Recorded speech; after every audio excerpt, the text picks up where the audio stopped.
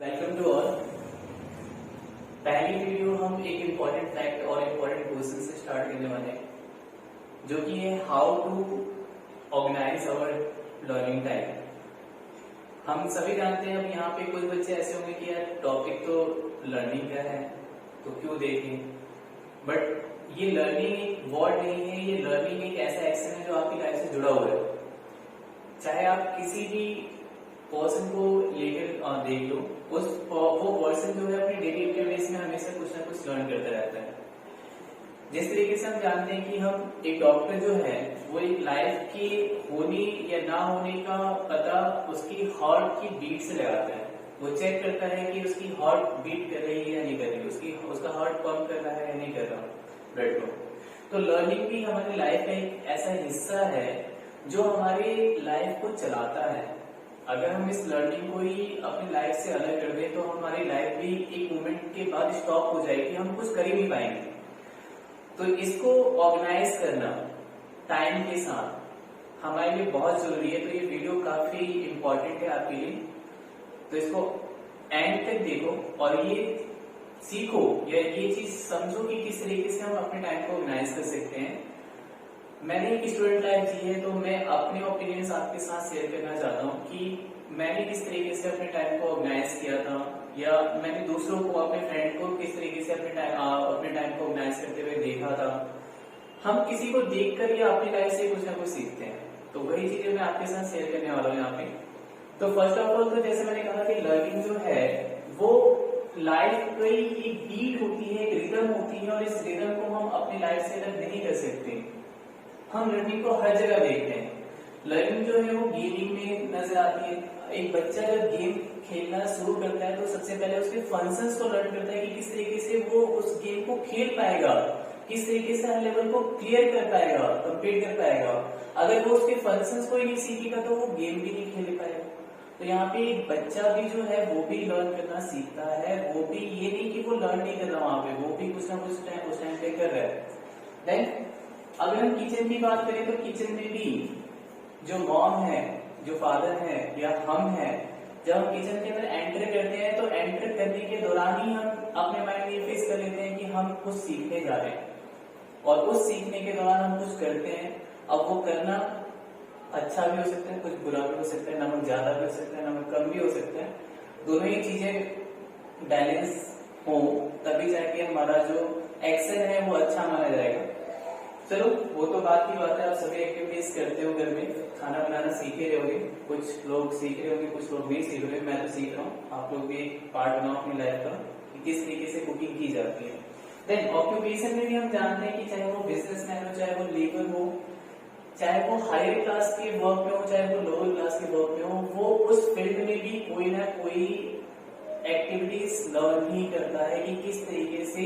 अगर हम शॉपकीपर की बात करें तो एक दुकानदार हमेशा ये सोचता है कि किस तरीके से वो ये सीखता है हर डे में कि किस तरीके से अपने बेस्ट सर्विसेज अपने ग्राहकों को दे, अपने कंज्यूमर्स को बेस्ट सर्विसेज प्रोवाइड करे, ताकि वो कंज्यूमर जो है वो उससे अट्रैक्ट रहे, वो उससे ज्वाइंट रहे, वो उससे दूर ना जाए, किसी और दुकान पे ना जाए। देन तो लर्निंग हर किसी फील्ड में देखी जा सकती है।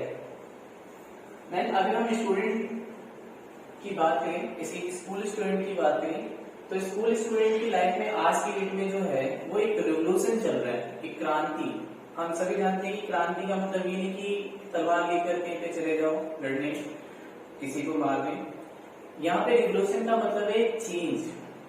तो हम सभी जानते हैं कि हमारे स्टूडेंट लाइफ के अंदर एक रिवोल्यूशन आ रहा है, हमारे स्टडी सिस्टम के अंदर एक रिवोल्यूशन आ रहा है।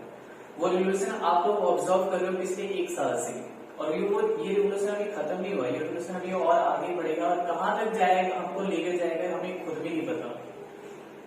लेकिन ये रिवोल्यूशन एक तरीके से अच्छा है हमारे लिए, और इस रिवोल्यूशन में हमारे जो साधन है, हमारे जो रिसोर्सेज हैं, वो हमारे लिए काफी हेल्पफुल है।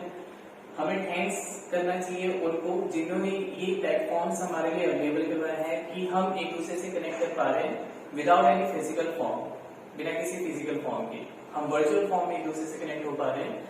ये हमारे लिए सबसे ज्यादा जरूरी था, और इस चीज को हमारे लिए अवेलेबल करना कुछ पर्संस थे जिन्होंने ये फ्री हमारे लिए अवेलेबल किया है। तो हमें थैंक्स करना चाहिए यूट्यूब का, हमें थैंक्स करना चाहिए फेसबुक का, व्हाट्सएप का, जो फ्री सर्विसेज प्रोवाइड करके हमें एक दूसरे से अलग नहीं रख रहे, हमें एक दूसरे से कनेक्ट कर रहे हैं वो। देन तो इंटरनेट हमारी लाइफ का एक हिस्सा है, हम इसके थ्रू अपनी लर्निंग को कंटिन्यू कर सकते हैं। हमारे पास कई सारे प्लेटफॉर्म्स हैं, एजुकेशन प्लेटफॉर्म्स हैं, एप्स प्लेटफॉर्म्स हैं, बायजूस है, एडुमित्रा है, कई सारे ऐसे प्लेटफॉर्म्स हैं। यूट्यूब पे भी कई सारी वीडियोस अपलोड होती रहती हैं एजुकेशन के रिलेटेड। वो सारे प्लेटफॉर्म्स हैं जिसका हम यूज कर सकते हैं अपने स्टडी लाइफ में। हमारे पास इक्विपमेंट्स हैं, मोबाइल्स आज के डेट में हर घर में है ही। अब ये जरूरी नहीं कि वो स्मार्टफोन है या फिर एक डिब्बा फोन है, डिब्बा फोन भी बहुत काम का फोन होता है। हम अगर स्टडी करना चाहते हैं तो उस डिब्बे फोन पे भी कर सकते हैं। बस ये है कि जो हमें उस चीज से कनेक्ट कर रखा है, क्या वो उसका यूज कर सकता है या नहीं कर सकता। हम एसएमएस के थ्रू एक स्टडी को कंटिन्यू कर सकते हैं। टेक्स्ट पढ़ना तो सब जानते हैं ना, टेक्स्ट के थ्रू भी हम मटेरियल सिलेक्ट कर सकते हैं एसएमएस के थ्रू, और उससे भी कंटिन्यू कर सकते हैं। बस आपके अंदर एक जरूर होना चाहिए अपनी स्टडी को कंटिन्यू करने का, लर्निंग को कंटिन्यू रखने का। टैबलेट है, लैपटॉप है, हम ये भी देख रहे हैं कि किस तरीके से इन सभी इक्विपमेंट्स के अंदर भी एक रिवोल्यूशन आ रहा है, चेंज आ रहा है। हम यहाँ पे इन सभी के अंदर एक रिवोल्यूशन देख रहे हैं, हमारी लाइफ के अंदर भी एक रिवोल्यूशन है। तो इस रिवोल्यूशन का हिस्सा बनते हुए आपको ये देखना है कि आप किस तरीके से इसका पार्ट बनोगे। और पार्ट बनने के लिए आपको सिंपल कुछ करना नहीं है ज्यादा, बहुत ही सिंपल वे में आपको बस कुछ पॉइंट्स रिमेम्बर रखने हैं। वो पॉइंट्स ये हैं कि अगर आपको अपने लर्निंग को अपनी डेली एक्टिविटीज का हिस्सा बनाना है तो आपको ये देखना है कि डेली एक्टिविटीज में ऐसा कौन सा टाइम है जो आप खाली छोड़ रहे हो, आप वैकेंट छोड़ रहे हो, उस वैकेंट टाइम को ही अपनी लर्निंग टाइम में कन्वर्ट करो। जैसे अगर मैं बात करूं कि मैं यहाँ पे सिर्फ 9th और 10th की बात करूंगा, 9th और 10th के बच्चे जो हैं वो एक फर्स्ट लेवल की कैटेगरी में माने जाते हैं, क्योंकि यही 9th और 10th का जो स्टेज है यही डिसाइड करता है कि उसका आगे का फ्यूचर क्या होगा। इन 10th after 10th board exam हम ये डिसाइड करते हैं कि हमें कौन से सब्जेक्ट लेने हैं, और वो डिपेंड करता है इस चीज पे कि हमारा 9th और 10th में कौन सा स्टडी सबसे ज्यादा स्ट्रांग है, कौन सा सब्जेक्ट सबसे ज्यादा स्ट्रांग है। तो मैं सिर्फ 9th और 10th के लिए ही ये चीज डिस्कस करूंगा कि उन्हें अपने टाइम को ऑर्गेनाइज किस तरीके से करना है। फर्स्ट ऑफ ऑल हम जानते हैं कि आप सभी उठते तो सभी हो, अब कोई जल्दी उठता है, कोई लेट उठता है। तो यहाँ पे आपको एक चीज अपने माइंड में सेट करनी होगी कि आपको अगर अपनी डेली एक्टिविटीज में लर्निंग को अपना पार्ट बनाना है तो हमेशा आपको you should awake early in morning before sunrise और ड्यूरिंग सनराइज। मतलब आपको उठना तो सुबह है, जल्दी उठना है। अब वो आप डिसाइड करो कि आप बिफोर सनराइज मतलब सूर्य के उदय होने से पहले ही उठना चाहते हो, ये सूर्य उदय हो रहा है उसके दौरान उठना चाहते हो। अपना कार्य उसी समय आरंभ कर दो जब सन जो है वो राइज करने लगता है। तो फर्स्ट जो टाइम है, पहला जो टाइम पीरियड है वो यही है कि बिफोर सनराइज और ड्यूरिंग सनराइज आपको थोड़ा सा टाइम देना है, और वो थोड़ा सा टाइम देना है कि एनालाइज करने हैं कुछ टर्म्स या डेफिनेशंस या टॉपिक्स अपने रूटीन चैप्टर की जो साइंस में आपके चल रहे हैं। साइंस को आप पहला दिन का सब्जेक्ट बनाओ, क्योंकि साइंस एक ऐसा, और मॉर्निंग का टाइम तो आप सभी जानते हो कि ऐसा टाइम होता है कि जिस टाइम पे हम कोई भी चीज अगर रीड कर रहे हैं तो वो चीज हमारे माइंड में कहीं ना कहीं स्टोर हो जाती है। तो साइंस को ही आप अपने दिन का सबसे पहला सब्जेक्ट बनाओ, और इस सब्जेक्ट के लिए आपको बस उसमें ये देखना है कि हमें हमारा रूटीन चैप्टर कौन सा चल रहा है, उसमें टर्म्स डेफिनेशंस क्या है, टॉपिक्स क्या है, उनको रीड करना है। देन जब आप आफ्टर सनराइज आपको जो करना है वो करो। देन सनसेट होने से पहले आप कुछ कैलकुलेटिव पार्ट करो, और कैलकुलेटिव पार्ट का मतलब है कि आपको मैथ्स करनी है। मैथ्स के कुछ क्वेश्चंस ले लो जो भी आपका रूटीन चैप्टर चल रहा है, वो बिफोर सनसेट जब शाम होने से पहले दोपहर का जो टाइम होता है उसमें थोड़ा सा टाइम निकाल के आप मैथ्स के कुछ क्वेश्चन सॉल्व करो। क्योंकि उस टाइम पे आपका दिमाग एक्टिव पूरी तरह हो जाता है। सो के जब उठते हो तो आपका दिमाग एकदम एक्टिव रहता है, आपने खाना वाना खा रखा है, आप फ्रेश हो पूरी तरीके से, तो आप मैथ्स के कैलकुलेशन उस टाइम पे करोगे तो आपको बोरिंगनेस फील नहीं होगी उस टाइम पे। देन ड्यूरिंग द सनसेट, जब आप शाम का समय जो होता है, जब हम फैमिली के साथ चाय पी रहे होते हैं या थोड़ा सा नाश्ता कर रहे होते हैं, उस टाइम पे जब आपके पास फोन है या कोई बुक है तो कोई स्टोरी रीड कर लो। 10-15 मिनट 20 मिनट में आप स्टोरी का कोई ना कोई एक पार्ट जो है वो लर्न कर ही लोगे, मतलब पढ़ ही लोगे, रीड कर ही लोगे। तो आप जब उस टाइम पे ड्यूरिंग द सनसेट आप एक स्टोरी पकड़ो, उस स्टोरी को पढ़ना स्टार्ट करो, धीरे धीरे करके वो स्टोरी कंप्लीट हो जाएगी। और वो ऐसा टाइम होता है कि उस टाइम पे आप कुछ पढ़ोगे तो आपको वो बोरिंगनेस वहां पे भी फील नहीं होगी। देन लास्ट जो टाइम रहेगा वो आपका रहेगा कि आफ्टर फिलिंग योर टमी, जब आप खाना खा लोगे, टमी जब आप खाना खा लोगे मतलब पेट भर लोगे पूरी तरीके से।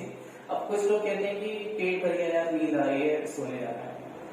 ठीक है, अगर आपका बॉडी एडेप्टेटिव है कि आप खाना खाने के बाद सो ही जाते हो तो कोई दिक्कत नहीं, खाना खाने से पहले फिर ये काम कर लो। अगर आप खाना खाने के बाद जल्दी नहीं सोते तो आप फिर उस टाइम पे ये काम कर लो। काम क्या करना है कि आपको कुछ पास्ट के बारे में चीजें जाननी है या फिर अपनी सोसाइटी के बारे में कुछ चीजें जाननी है, और ये दोनों ही चीजें आपको किससे पता लगेगी? सोशल से। दैट मीन्स आपके सारे सब्जेक्ट आपकी डेली एक्टिविटीज में ज्वाइन हो जाएंगे। सुबह साइंस को देनी है, दोपहर मैथ्स को देनी है, शाम हिंदी या इंग्लिश को देनी है, और रात सोशल को देनी है। और मैं यहाँ पे पूरी सुबह, पूरी दोपहर या पूरी शाम या पूरी रात देने की बात नहीं कर रहा, मैं उसका थोड़ा सा टाइम मांग रहा हूँ मैं आपसे। मैं ये कह रहा हूँ कि आप अपने थोड़े से टाइम को वहां से मैनेज करो फॉर लर्निंग, ताकि आप अपनी स्टडी को एक डेली बेसिस पे कंटिन्यू रख सको। आप बाद में ये ना सोचो कि यार मैंने छुट्टियां या कोरोना वायरस की वजह से मैंने अपनी स्टडी का जो टाइम मुझे मिल रहा था वो टाइम मैंने वेस्ट कर दिया। आपको ये चीज ना रियलाइज हो बाद में, तो आप अभी से अपने माइंड को सेटअप करो कि किस तरीके से आपको अपने टाइम को ऑर्गेनाइज करना है कि आपका सिलेबस स्मूथली कंटिन्यूअस बेसिस पे चलता रहे। ये आपके लिए इस टाइम पे बहुत ही इंपॉर्टेंट है। और हमारा प्लेटफॉर्म स्टूडेंट्स एडुविला जो है वो इनहेंस कर रहा है न्यू स्टडी सिस्टम को। दैट मीन्स हम कुछ वीडियोस अपलोड करेंगे अकॉर्डिंग टू टॉपिक्स, हम कुछ असाइनमेंट्स बनाएंगे रिलेटेड विद टॉपिक्स, जिसके बेस पे आपको इन हैंड रिटन वर्क मिलता रहेगा। और आप अपने आप को भी ये चेक कर पाओगे कि क्या आपको उस टॉपिक से रिलेटेड समझ में आया है या नहीं आया है। उस असाइनमेंट को हम डेली बेसिस पे चेक किया करेंगे और आपको ये बताएंगे कि किस तरीके से कितना आपका रह गया है, या जो डाउट्स हैं उस डाउट की क्लियरेंस होती रहेगी इन वैल्यू टाइम। आपका रूटीन फिक्स करना या आपका रूटीन स्मूथली चलते रहना, ये एक हमारी रिस्पॉन्सिबिलिटी बन जाएगी अगर आप लोग हमसे जुड़ते हो। किसी भी प्लेटफॉर्म से आप जुड़ो, बस आपने टाइम को प्रॉपर वे में ऑर्गेनाइज करो। मैं बस यही कहना चाहता हूँ आज के इस वीडियो में। होप आप सभी ठीक रहो। Good bye.